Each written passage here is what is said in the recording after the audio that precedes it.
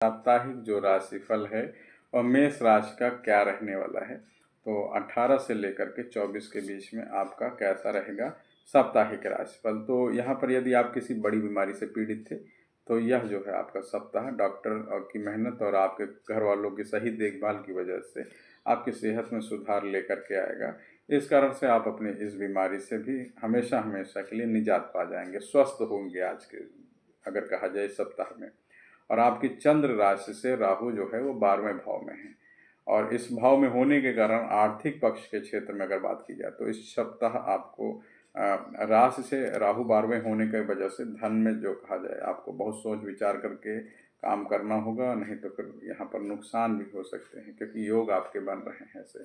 और किसी पुराने निवेश से आपका धन लाभ होने का भी योग बनता है, परंतु आप दूसरों की गैर ज़रूरी मांगों को पूरा करते करते न चाहते हुए भी अपना धन जो है वो खो सकते हैं, इसलिए ध्यान देने वाली बात थी, वो मैंने पहले बताया आपको। जिसके बाद आपको भविष्य में समस्याओं का सामना भी करना पड़ सकता है, इसलिए दूसरों को ना कहने का यह समय जो रहेगा आपका बेहतर रहेगा। अगर मना कर देते हैं तो ज़्यादा ठीक है। आपको सीखने की सबसे अधिक ज़रूरत पड़ने वाली है इस सप्ताह, और इस सप्ताह आपका मन जो है दान पुण्य के कार्य में अधिक लगेगा। खास तौर पर जिस कारण से आप अपने परिवार के साथ साथ परिवार के सदस्यों को भी अंदरूनी शांति की अनुभूति होगी यहाँ पर, और मन में सकारात्मक विचार उत्पन्न हो सकेंगे। और यहाँ पर आपकी चंद्र राशि से शनि जो है वो 11वें भाव में उपस्थित है और इस वजह से आपको जो है कार्य क्षेत्र पर पूर्व की किसी भी कार्य को करने या उसमें करने में कोई बाधा आ रही थी तो इस सप्ताह उससे आप अपनी समझ से बेहद आसानी से दूर कर लेंगे और सफलतापूर्वक इसको पूरा कर भी सकेंगे। खासतौर पर इससे आपको क्या होगा कि आपके अपने अधिकारियों की सराहना तो मिलेगी ही, साथ में अगर कहा जाए तो साथ ही साथ आप दूसरों के बीच में भी अच्छा एक उदाहरण के रूप में वहाँ पर उभर करके आएंगे, उन्हें प्रभावित भी कर पाएंगे, काफ़ी अच्छा प्रदर्शन कर पाएंगे। हालांकि उसके बाद आपको कुछ कहा जाए घरेलू मुद्दों के कारण छोटी मोटी चुनौतियों से गुजरना पड़ेगा। हालांकि इसलिए आप अपनी एकाग्रता को बनाए रखें और अध्ययन में रुचि रखें तो ज़्यादा बेहतर है। स्वास्थ्य के प्रति सावधानी और मानसिक तनाव से थोड़ा सा खुद को जितना संभव हो सके दूर रखने का प्रयास करें। और उपाय, अगर आप नियमित रूप से हनुमान चालीसा का पाठ करते हैं तो वह लाभदायक रहने वाला है यहाँ पर आपके लिए। और अब हम आपके बात कर लेते हैं प्रेम और विवाह या व्यक्तिगत संबंधों की बात करते हैं तो यहाँ पर आपके कैसे रहने वाले हैं। तो इस सप्ताह आपके स्वभाव में कुछ बदलाव आएंगे जिसके कारण आप जो है यहाँ पर आपका रवैया जो है अस्थिर और आशंका वाला होने वाला है।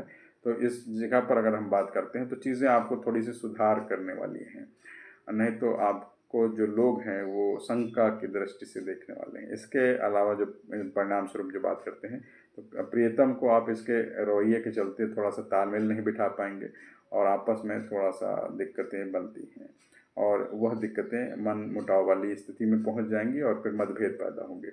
ऐसे में आप अपने स्वभाव में जो कहा जाए तो परिवर्तन पैदा करते हैं तो ज़्यादा बेहतर रहेगा। उसके अलावा आपका स्वभाव जो है कुछ शालीनता लेकर आएँ, उसकी ओर उग्रता अपनी दूर करें और अपने संबंध जो है प्रेमी के संग सही से संवाद कायम करें। उसमें तू तड़ाक या गाली गलौज या फिर कहा जाए अभद्र भाषा का किसी प्रकार का प्रयोग न करें तो ज़्यादा बेहतर रहेगा और आपकी शादीशुदा ज़िंदगी जो है वह बेहतर रहेगी। नहीं तो फिर इसका परिणाम थोड़ा सा नेगेटिव देखने को मिल सकता है आपके पार्टनर और लाइफ पार्टनर दोनों की व्यवस्था के लिए, तो होने वाले या हो चुके वाले दोनों के लिए। इसलिए आपको समय रहते ही इस सब चीज़ों को समझने का जो है वो टाइम है।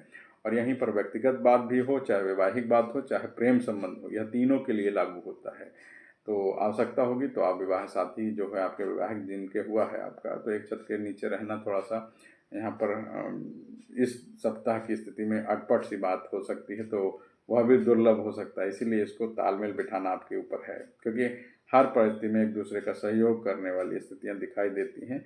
उनके साथ भी कुछ समय बिताएं तो ज़्यादा बेहतर रहेगा और उनको थोड़ा सपोर्ट करें, उनको ज़रूरत है आपकी और कोई बात नहीं है। चूँकि आपका देखा जाए तो शनि जो है वो ढैया आपकी स्टार्ट है फर्स्ट फेज़ की और वो भी सिर पर है आपकी। तो जो द्वादश भाव में आते हैं शनि और वह आपके सिर पर आते हैं द्वादश भाव में आने के कारण, तो वो थोड़ा सा नुकसान देने वाली स्थितियाँ बनती हैं और वह आपके सिर पर आकर के थोड़ा सा इम्पैक्ट डालती हैं, चोट चपेट और चीज़ों को, और आपके लाइफ में भी थोड़ा सा कहा जाए तो इनबैलेंस करती हैं, उथल पुथल सी स्थिति पैदा करती हैं। इसीलिए हनुमान जी का आप ध्यान करें तो ज़्यादा बेहतर रहेगा। धन्यवाद, नमस्कार।